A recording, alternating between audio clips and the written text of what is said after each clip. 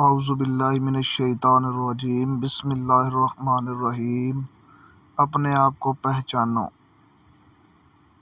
ایک بوڑھے باپ نے اپنے بیٹے کو بلا کر ایک پرانی خستہ حال گھڑی دی اور کہا، بیٹا یہ گھڑی تمہارے پردادا کی ہے، اس کی عمر 200 سال ہو گئی۔ یہ گھڑی میں تمہیں دینا چاہتا ہوں، لیکن اس سے پہلے تمہیں میرا کام کرنا ہوگا۔ اسے لے کر گھڑیوں والی دکان پر جاؤ اور پوچھو وہ یہ گھڑی کتنے میں خریدیں گے۔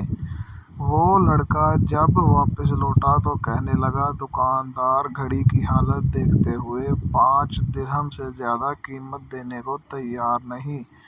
بوڑھے باپ نے کہا، اب اسے وہاں لے کر جا کر بیچو جہاں 9 ادرات فروخت ہوتے ہیں۔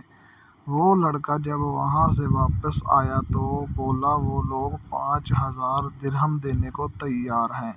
یہ سن کر وہ شخص بولا، اب اسے عجائب گھر لے جاؤ اور فروخت کرنے کا ارادہ ظاہر کرو۔ لڑکے نے واپس آ کر کہا، وہ لوگ اسے 50,000 درہم میں خریدنے کو تیار ہیں۔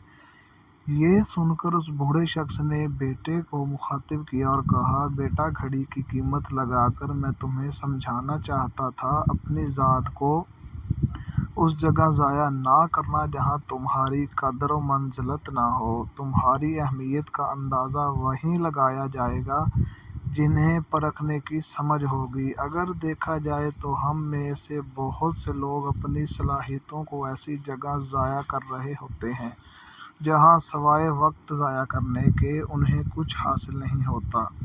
اپنی صلاحیتوں کو، خوبیوں کو صحیح سمت استعمال کرو۔ ایسی جگہ خود کو مت تھکاؤ جہاں بدلے میں سوائے تھکاوٹ کے کچھ حاصل نہ ہو۔